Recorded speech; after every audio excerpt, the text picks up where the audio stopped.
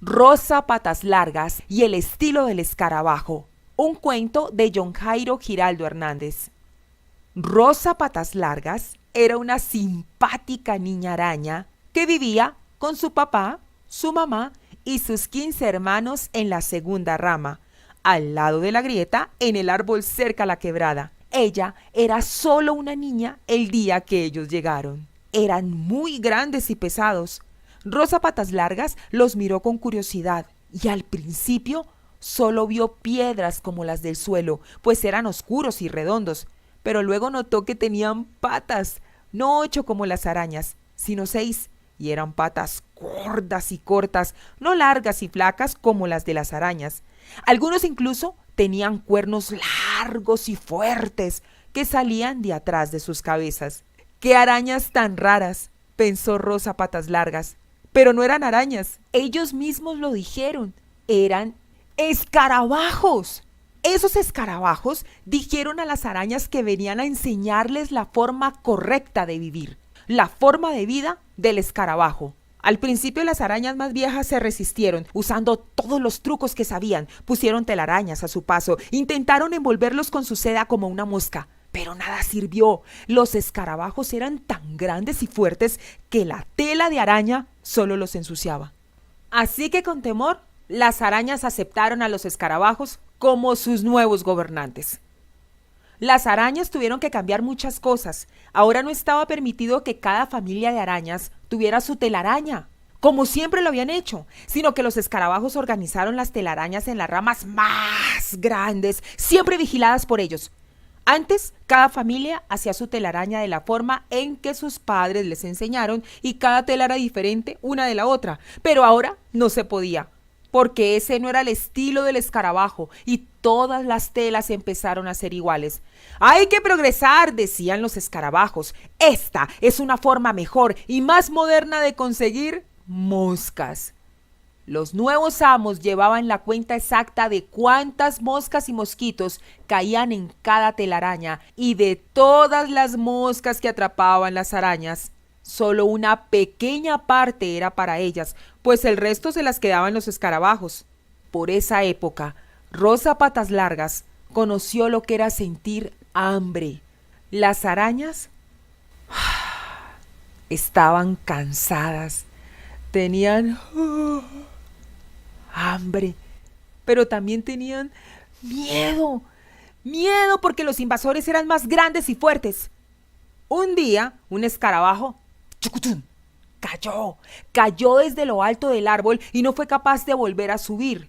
Entonces, las arañas se dieron cuenta de que los escarabajos no vuelan. Solo unos pocos son capaces de hacerlo bien, pero durante muy poco tiempo, así que si las arañas lograban hacerlos caer, difícilmente podrían regresar. Los escarabajos supieron entonces que pronto las arañas lograrían echarlos de su árbol, así que idearon un plan para nunca perder sus moscas, aunque no pudieran volver al árbol. Por todas partes del árbol empezaron a aparecer letreros. No te conformes con ser solo una araña, tú también puedes llegar a ser un escarabajo. Todas las arañas sintieron mucha curiosidad, incluso Rosa Patas Largas, pues no se alcanzaban a imaginar cómo sería vivir como un escarabajo.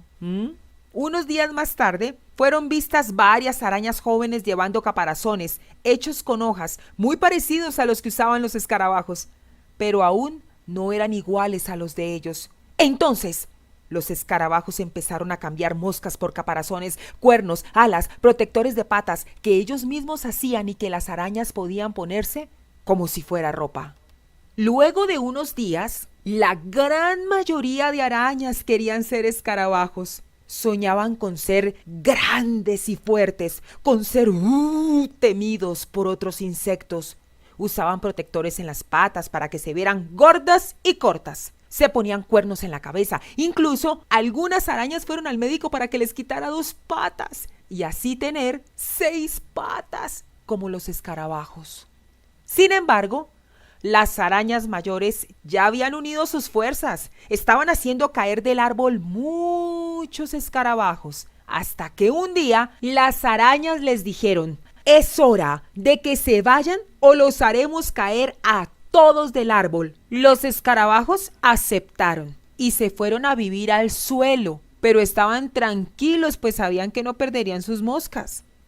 Ahora ser escarabajo era ser importante, era la moda y la mayoría de arañas trabajaban día y noche en las telarañas de las grandes ramas para poder conseguir más moscas y con ellas bajaban del árbol a pedirles a los escarabajos que les dieran más cosas para hacer como ellos.